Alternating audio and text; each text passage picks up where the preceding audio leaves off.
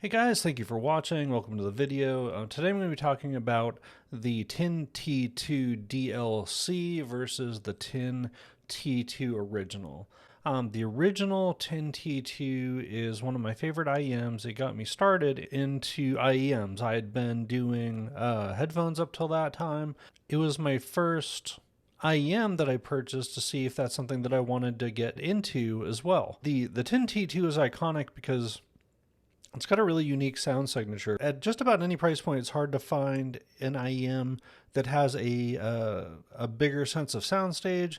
It's got a really unique presentation in that the vocals sound like they're kind of put out front, and then you've kind of got like the semicircle behind it of the instruments. The downside of that set is that it has a slight feeling of veil over the mids. It doesn't give you a lot of sparkle in the mid-range, and I believe it's a single driver, and I think that's why is that the way that it's tuned, it can't help but to have some interference in that area. But that being said, it's got a really cool sound to it.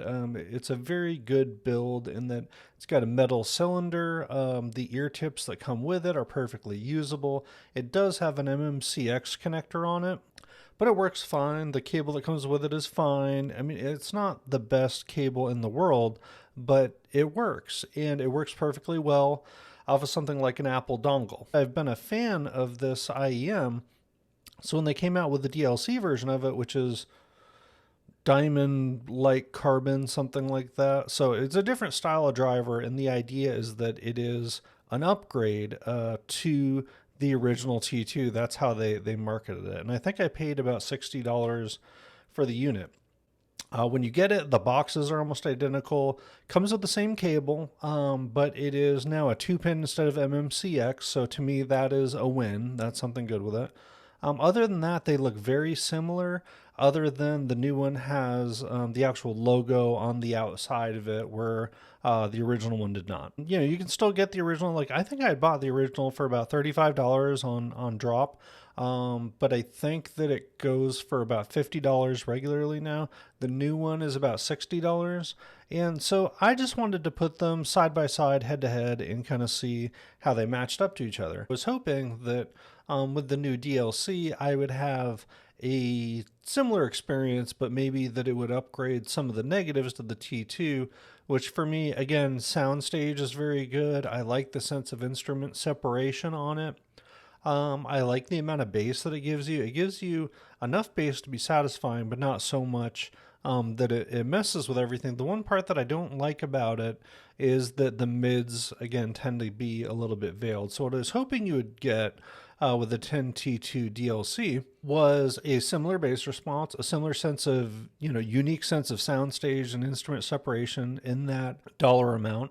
But in the mids, you would get increased clarity. Vocals would seem better and clearer, and and by extension, treble, you would continue to get some sparkle there. I'd never had any issues with the original one in terms of what I got for treble, but I guess that probably goes hand in hand with it, so you'd probably get a little bit more sparkle ideally with it.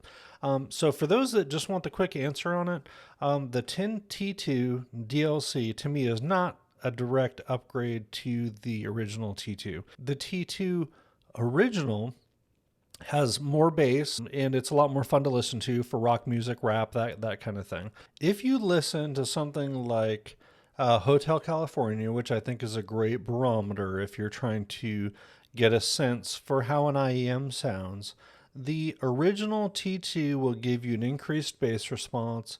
To my ears, it gives you a better sense of soundstage. It gives you a better sense of instrument separation. It does not give you as much clarity in the vocal range. Again, there's that slight veil over it, but that can be really interesting on a lot of different types of music. So, say for rock and rap, something that a lot of people might use it for, having a little bit of veil there, which when I say veil, it basically is a lack of energy, a lack of sparkle. It feels a little muted there, and you're not really getting all of the note depth and clarity.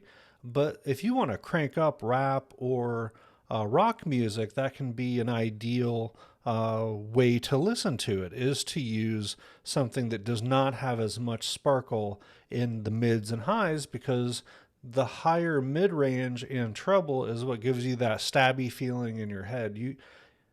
To my ears, you can handle a lot more bass than you can treble, so it allows you to have something that is easier to turn up. And I still think the original T2 has got a very unique sound to it.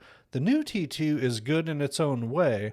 It's more clear in the mid range, but not by a lot. So you still don't have a lot of issues when it comes to listening to the mid range and then having higher, vocal ranges. Say something like California by Joni Mitchell can get very stabby, if you have the wrong pair of IEMs. The new T2 DLC reins that in. So you still get a sense of clarity, but you're not getting a ton of sparkle, but it's very neutral feeling in that it's not fatiguing to listen to. There's an adequate amount of bass, which probably accurately represents whatever the musical track has come up with, but it is very noticeable. Like if you I was listening to Nirvana, Breed, or Pearl Jam 10, stuff like that, where the original T2 is more fun to listen to because you get a bigger bass hit, you get more punch to it, it gives more energy to these more energetic bass-driven genres. But when you listen to the DLC, if you wanted to listen to something like Whitney Houston, which I did, it works better. Basically, the new DLC is a great starter IEM. If you just want something that will work with any genre, you want to try an IEM, see how you like it. Right out of the box, it's good to go. The tips that come with it, I'm trying to, for you guys, I'm trying not to just use my favorite tips. So I tried to use the tips that came with them, and eventually I figured out a way to get a fit. You got to push them pretty far into your ears to make it work. And the IEM is a cylinder shape, so it's just, you're going to kind of push it in there good. I have larger ear canals, so I really had to use the large and push it as far as I could. I mean, not as far as I could, but pretty far in order to have that kind of seal where it sounded pretty good. But the tips that come with it do work. I do prefer the tackiness of something like a spin fit, but you can make the ones that come with it work, so you don't have to buy anything extra. Again, it's a 2-pin cable, so it's really easy to find a replacement if you want to, or you can just use the one that comes with it. It's easily driven. The way that my setup works, I have an iPhone 14 Pro Max, and I use YouTube Music on high settings. Glad to answer any questions about quality from anybody that swears by FLAC files and so on and so forth. But I don't find a big difference when I'm listening to lossless versus high quality. Now, if you listen to the low quality, I totally get it. That isn't going to sound great. Like I think it's like the free tier of Spotify and the lower, if you just like go to youtube.com and don't even sign in and just play videos, like that's not going to sound nearly as good. But if you have YouTube Music on high quality, I think you get 95% plus of what you would do with something like lossless. So anyway, that works for me, and that's what I use to listen to everything. I just use a regular Apple dongle, and I'm using the iPhone 14 Pro Max because that's the equipment that I use, and I want it to be a simple, easily to replicate setup for other people. I'm not going to be using dedicated amplifiers, things like that, even though I have them. So my main takeaway from listening to this IEM is that it's a great starter IEM.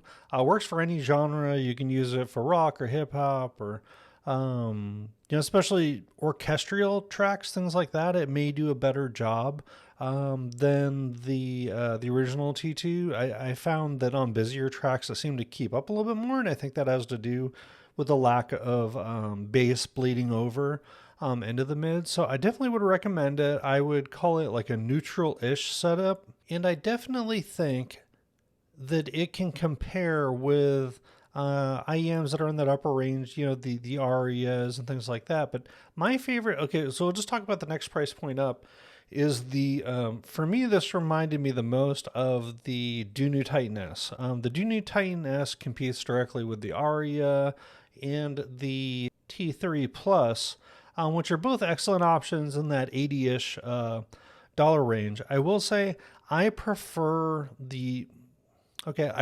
Titan over the other one. So that's kind of my de facto, and I sold the other two. The Titan S gives you a better sense of clarity, of detail. It feels more true to the original music. It doesn't give you quite as much bass to my ears, but it gives you increased clarity, note depth, sense of separation. It just feels more true to the music. It feels more like you're just kind of beaming what the music should sound like into your head. And then when you go back to the T2 DLC, it feels a little bit veiled. So you still, I think, still have that veil in the mid-range a little bit. So basically, the T2 DLC is an excellent neutralish variable. You can use it for whatever. It's very malleable to whatever you want to use it for. And I also think it's super easy to listen to for long periods of time. That was probably the thing I was most impressed about this. So this is kind of like the Honda Civic of your IEM world, I think, to me. I wouldn't feel bad about giving this set to anybody. I think anybody could get some enjoyment out of it. If you're dealing with somebody that's a super bass head, this definitely isn't the one for them. And if you want, that's what's hard, right? Is if you have somebody that's really into vocalists, I feel like the Titan S, which is just about another $20 more, is a much better set. But if you just need something that's going to do a little bit of everything, maybe it's your first IEM, you want to be able to listen to it for hours and hours on end, it's got excellent build quality, all that stuff, I would definitely recommend it. It's a really nice set. It's just not the best at everything. I mean, it would probably, it'd be one of those that's just, it's got the same grade across the board, but that can be great because that means that it doesn't do anything terribly. I don't know if I'll keep it forever, but I do know that it wasn't disappointing. It just really didn't blow me away. So I hope that helps. I'd love to hear what you guys think of it. If you have any other suggestions for the next IEMs that you'd like me to review, thank you so much, everybody, for tuning in and for watching the videos. You're very appreciated. Thank you so much. For those that are still sticking around, please like, comment, and especially subscribe to the channel. That would be the biggest help to me. If you could do that, it would be greatly appreciated. Thank you so much. I hope you guys have a great day.